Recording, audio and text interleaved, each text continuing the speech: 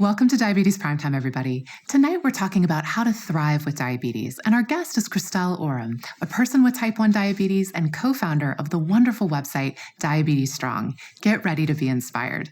Before we get started, though, tell me where you're watching from tonight, folks, and what's on your mind. I'm so glad you're here with us. Christel, thanks so much for joining us tonight. Thank you so much for having me. So our show tonight is called Living a Vibrant Life with Diabetes because that is what you do so well. And I'd like to start off by talking about something that seems really essential to you, and that's exercise. Talk about why exercise is so central to your life. Well, it's been one of those things that I started upping my, let's say, the intensity of my exercise simply because I enjoyed it. It was something that gave me joy. And then all these benefits came along with it that were all diabetes related. And I think that kind of just was a snowball effect where it's like, well, it makes me feel really good. It makes me feel really accomplished. And it also has all of these additional benefits. So I think it just all came together in this like beautiful package. Exercise is your golden ticket to improving your insulin sensitivity, meaning how well your body utilizes the insulin either that your body produces or that you inject.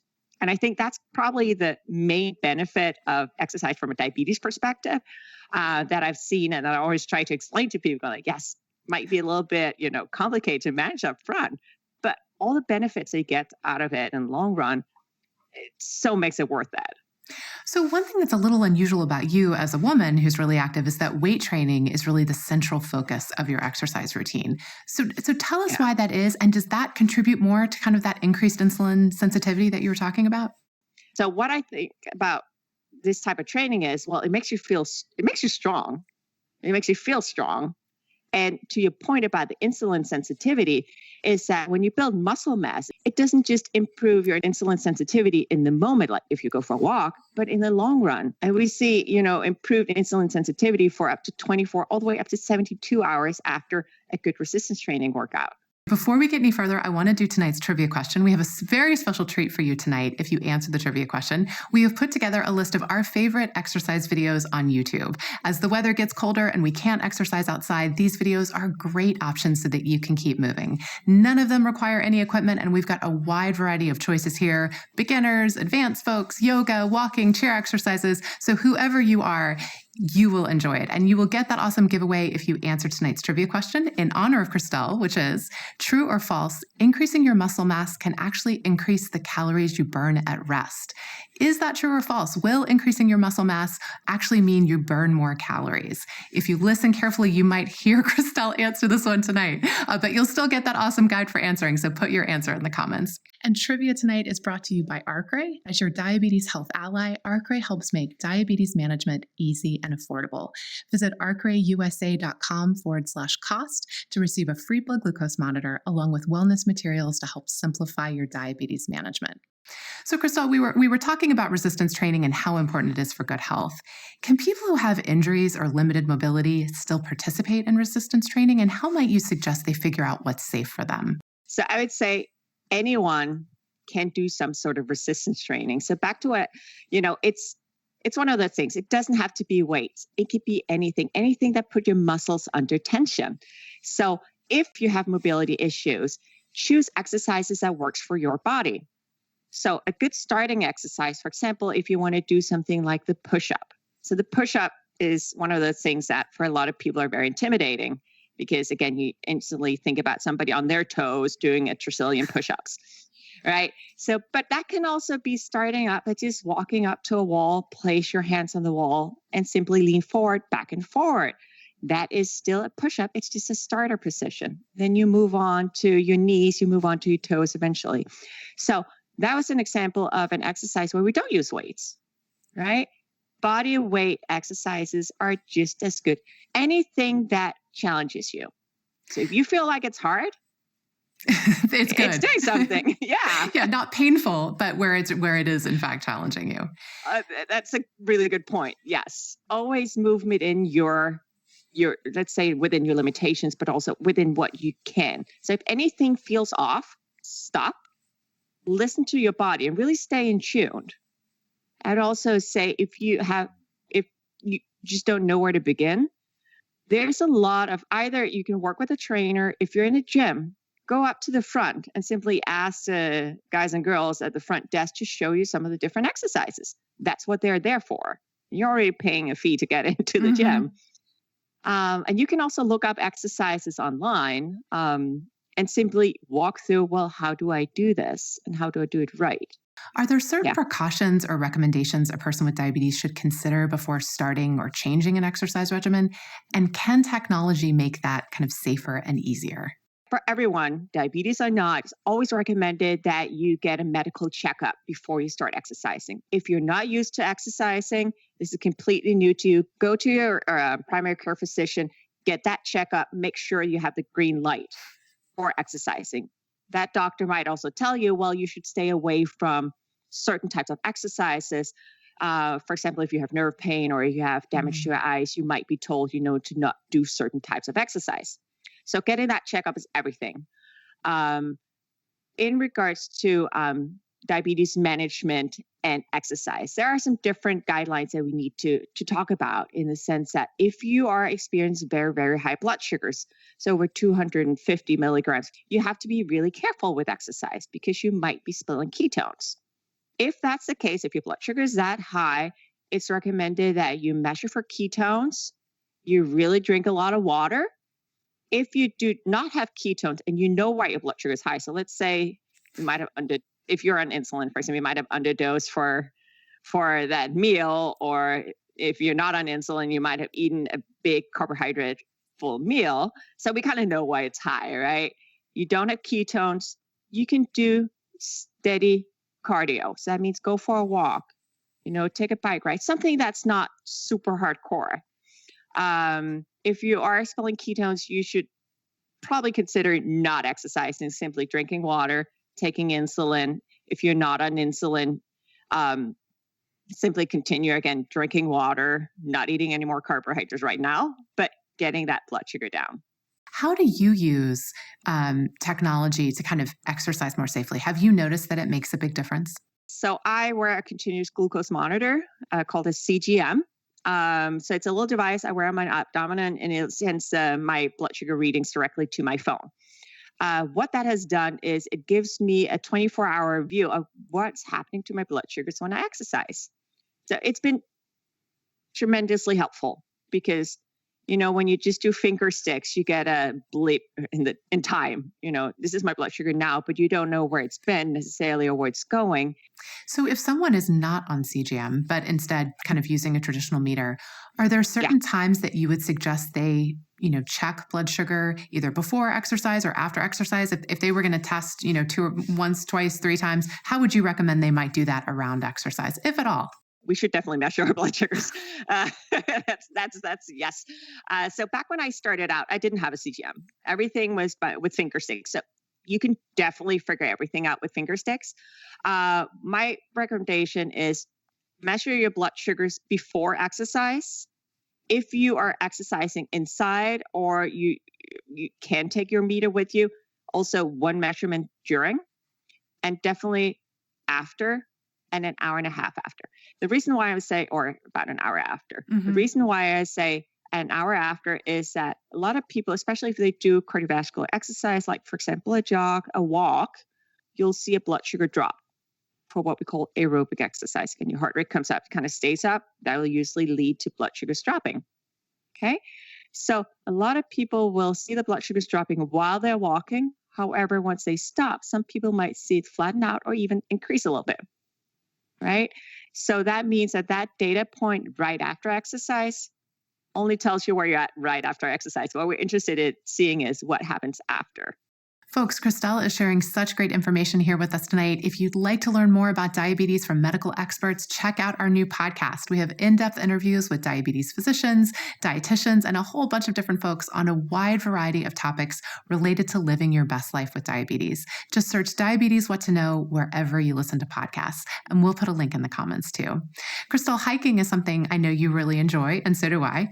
And it takes some planning for everybody, but even more so for people with diabetes. So talk a little bit about some steps people with diabetes might take to make a hike kind of a safe and enjoyable experience. Is there anything unique about that we should be aware of? First thing that you need to think about is, well, how long is the hike? How long are you going to be out there? Also, which kind of hike is it? So if you can, look up, is there a lot of hills? Is it flat? Which kind of terrain? Because that will impact your blood sugars. If I go for like 90 minutes, that usually will it will impact my blood sugars in the sense that my blood sugars will drop over that hour and a half. So what I make sure to do is to adjust my insulin dose so that I don't have too much insulin on board for that hike, because if I have too much insulin on board, I will experience a low blood sugar. I don't always get it right. This is diabetes. We don't always get it right. So what I always do is in my pack, I always bring a pack. I always have my gear with me. I have my meter. Even though I wear a CGM, I still bring my meter.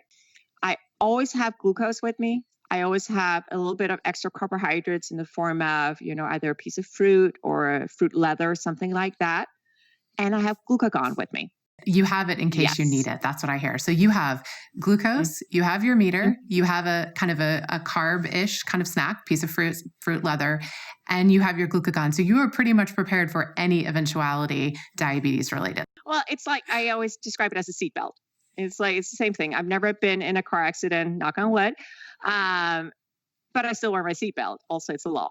But I still wear my seatbelt, just in case. And that's the same thing with all that gear that I bring. It's my just in case. If something happens, I want to have it with me. Folks, if you're just joining us, we're here with Christel Oerum, an amazing lady with type 1 diabetes, who's the co-founder of Diabetes Strong. We're talking all about living a vibrant life with diabetes, and we're giving away a truly fantastic guide of our favorite workout videos on YouTube.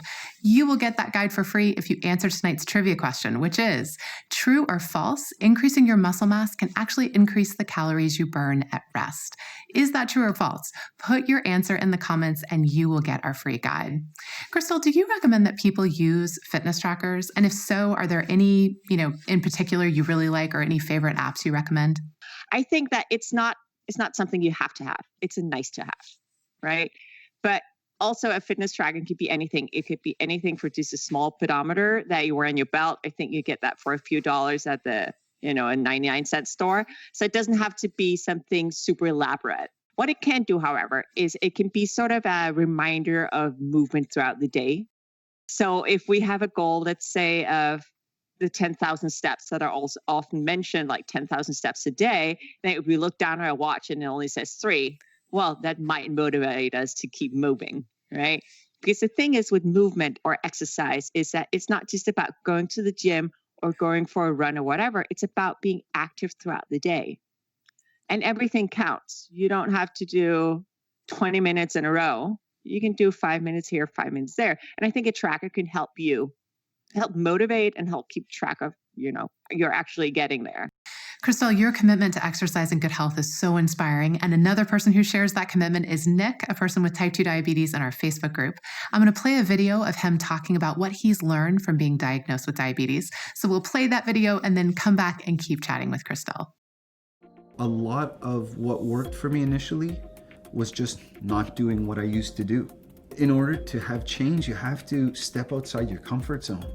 You have to try something different. You can't do the same things and expect there to be a change.